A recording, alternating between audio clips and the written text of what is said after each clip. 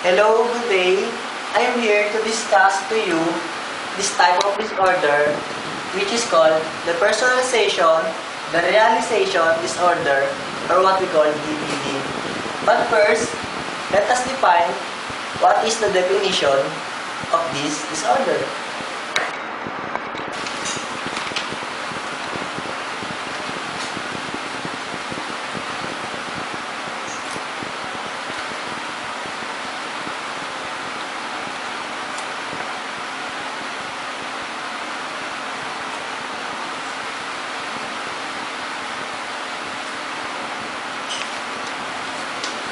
Depersonalization, the realization disorder, or what we call DBD, defined according to DSM-5.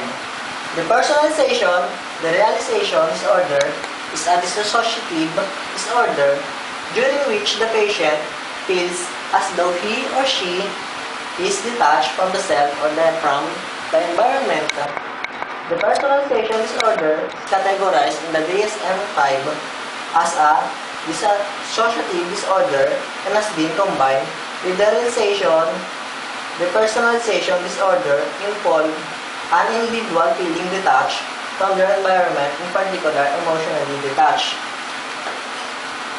And according to that, depersonalization, the realization disorder, or what we call DDD, is a symptom found in many psychiatric disorders. But in depersonalization disorder, it is the primary disorder. Its origin seems to be in that brain regions involved with these emotions are less activated. These episodes can come on suddenly or persist for months or years. Several areas of the brain have been implicated in depersonalization, the realization disorder, suggesting that it is a brain disorder. And according to the DSM-5, depersonalization, the realization disorder is a fairly common disorder, with as many as half of all adults experiencing at least one episode at some point during the lifespan. Although less than 2% of the population experiencing pervasive symptoms of it. Now, after we define the DDD according to DSM-5, let's discuss what are the symptoms of this disorder.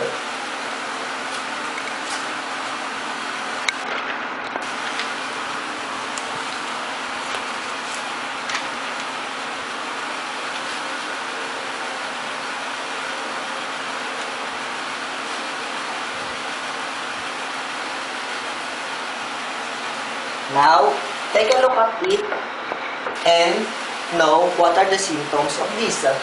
First, it is categorized as non-changing core symptoms. First, visual derealization. Second, altered body experience. And as example, vision sa ating mga mata, hearing sa ating pandinig, smell sa ating pangamoy, taste sa ating panlasa, touch sa ating pandama, or pain sa ating nararamdaman. Pangatlo, emotional numbing or yung pakiramdam na parang wala tayong naradama or parang manhid tayo. Fourth, loss of agency feelings. And the last, changes in the subjective experiencing of memory. Now, after that, there are other symptoms like unreality experiences not related to vision. Next, mind emptiness or subjective inability to entertain thoughts or evoke images. Next, heightened self-observation. Then last, altered time experiences. These symptoms has primarily first is the persistent or recurring experience of either depersonalization or derealization. The DSM-5 describes this DDD as a sense of detachment or outsides of one's feelings, thoughts, or actions. Derealization is described as a dreamlike or foggy state of feeling detached from surroundings. These states can manifest in many ways. Some patients experience an altered sense of time. Others feel as though they are not human. Many complain of their head feeling foggy, feeling lightheaded or tingly. Many patients think they are going crazy. For diagnosis, both of these experiences must cause distress or impairment. The symptoms cannot be caused by any drug, medication, or other disorder. And after we know the different symptoms of this disorder, let's tackle about the diagnostic criteria of DSM-5 for this disorder.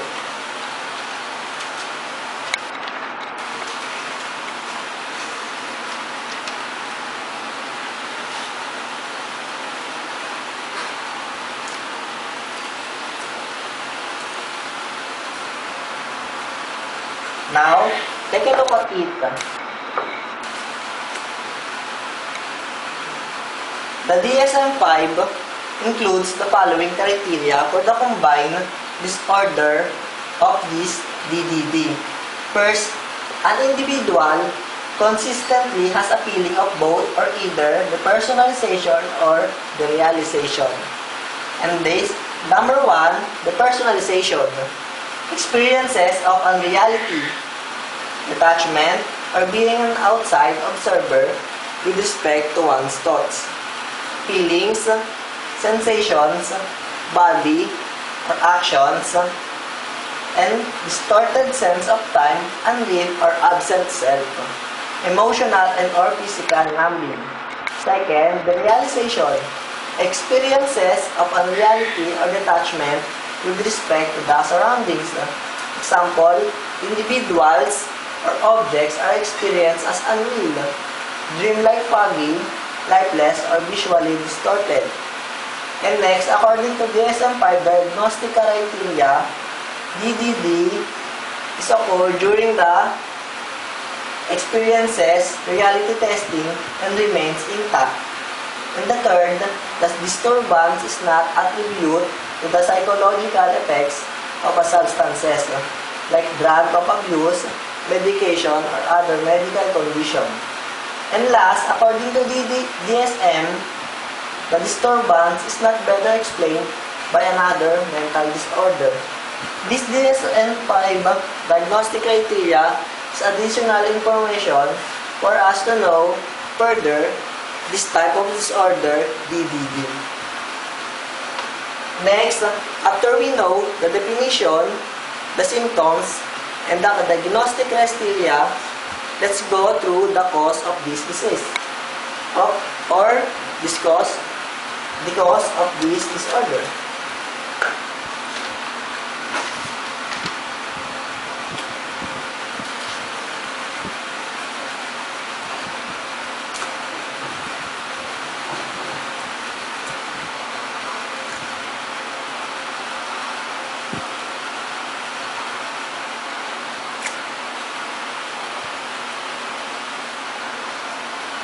Now, after we know the symptoms, the diagnostic criteria of DDD, let's discuss the cause of this disorder. According to the cause, depersonalization is believed to be a responsible that is intended to distance the self from overwhelmingly painful or conflictual impulses or feelings, and makes sense as a defense mechanism against overwhelming traumatic stress. In addition for that, the cause of it, according to what I've researched, the psychoanalytic perspective of it, the DSM-5 explains that symptoms of depersonalization, the realization disorder, can interfere with work, school, and relationships. Feeling disconnected from self or surroundings can lead to difficulty in focusing, learning, and performing. Emotional disconnectedness can impair relationships. Sinasabi na ayon nga sa DSM, DSM-5 na kapag nagkaroon ka nito, ang maaaring mag-cause daw nito ay ang feeling mo nakawalan na parang hindi mo alam sa sarili mo na ikaw yun. Nakaka-epekto din to sa trabaho natin, sa pag-aaral, lalong-lalong na sa akin, sa ating kabataan, at lalong-lalong na sa surroundings, sa environment na ginagalawan natin. And another for that, on what I've researched, there's also behavioral perspective of the cause of this disorder. During traumatic events, such as abuse, pangmomolestya, or anything, assault, or an accident, it is common for people to experience symptoms associated with depersonalization, derealization disorder. And last, I researched the medical perspective of this. It says, different presentations of feeling unreal observed in cases of post-traumatic stress disorder, anxiety, depression, obsessionality, and substance-induced disorders, as well as epilepsy or other medical conditions do not meet formal criteria for DBD. And after we tackle the definition, the symptoms, the diagnostic criteria, and the cause of this disorder, let's proceed to the diagnosis of it.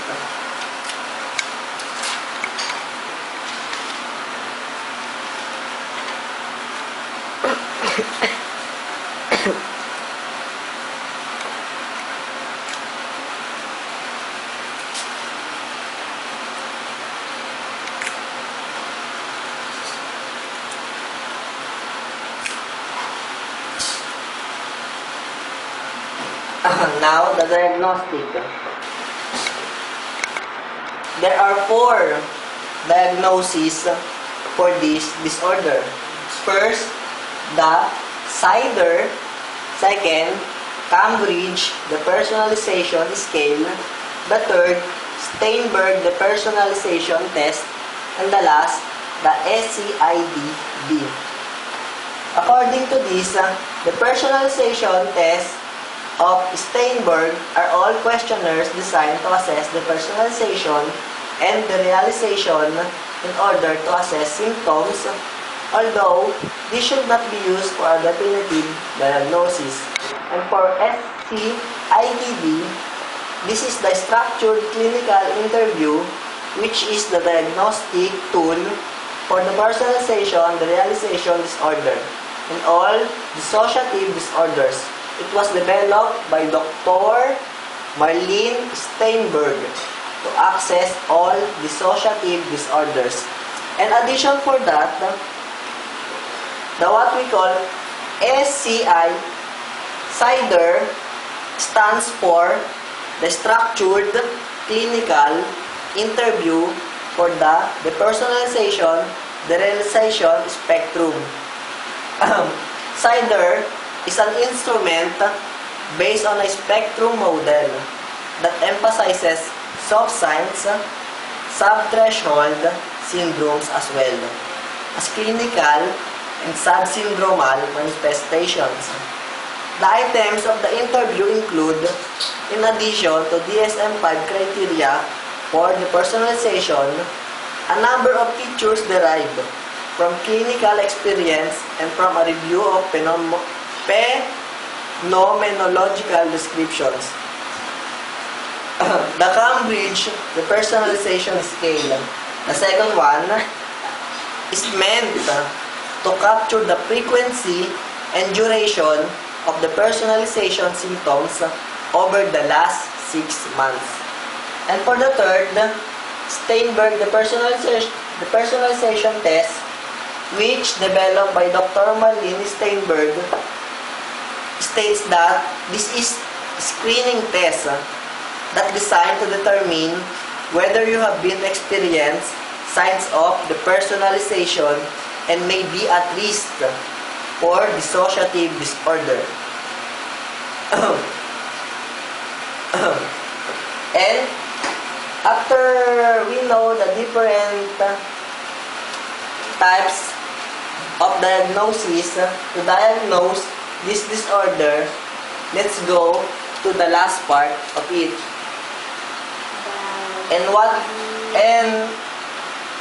And for you to know the last part, this is the treatment on how to cure, on how to solve this disorder.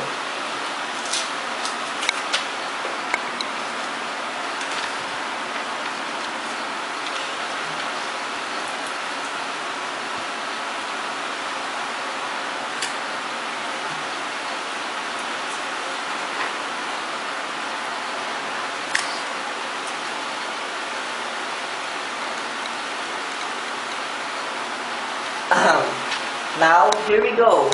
The last part of this report of mine. Treatment of the personalization, the realization disorder, or what we call DDD. It says that the treatment of DDD varies greatly depending on the theoretical approach of the therapist, because certain brain functions are implicated in the personalization, the realization disorder. And many doctors find that medications such as antidepressants and anticonvulsants are helpful. Nasabi dito na nababali daw, naaayon daw kung paano magagaling ang treatment sa therapist based on their theoretical approach. And sinasabi din ng ibang doktor na makakatulong ang pag-take ng antidepressants and anticonvulsants para mapabilis yung pagpapagaling ng taong nakararamdam nito. Sasabi din dito, these drugs change the way the brain responds to emotional and sensational stimuli. Yun nga, sa pag-take ng antidepressants and anticonvulsants, makakatulong to para mapabago yung paraan ng pag-respond ng ating utak sa ating emosyonal at sa ating sensational na pandangan. But still, no medication can resolve the symptoms of the personalization, the realization disorder without therapy. Kasabi dito na wala pa rin sapat na paraan para maresolba yung simptomas ng sakit na to, which is the DBD na tinakin natin kanina. And additional for that, to treating the past trauma that may have been triggered, the DBD, many therapists approach treatment by establishing and strengthening coping skills. Important skills to challenge the personalization, the realization disorder symptoms include emotional regulation, adapting to life post-trauma, interpersonal skills, and development of a healthy self-identity. Although developing coping skills is important, it should never replace dealing with the trauma or series of traumatic experiences that preceded the personalization, the realization disorder. The DDD symptoms are a method of avoiding painful feelings and can only be treated when the patient can face the feelings associated with the trauma. And for the summary of the whole topic I discussed, the DSM-5 innovations in categorization of the DDD, one could remark that it appears to be somewhat more clean-up version than DPD, or the personalization disorder only. But no breathtaking discovery or revolutionary theoretical reformulation is evident, but rather an attempt to reorganize already known data. It is unlikely that feeling unreal under the name of DDD is becoming more easily diagnosed or more successfully treated than the old DPD. Well, the whole topic I discussed is about DDD, and hope you learn and know many different knowledges about this disorder. Thank you.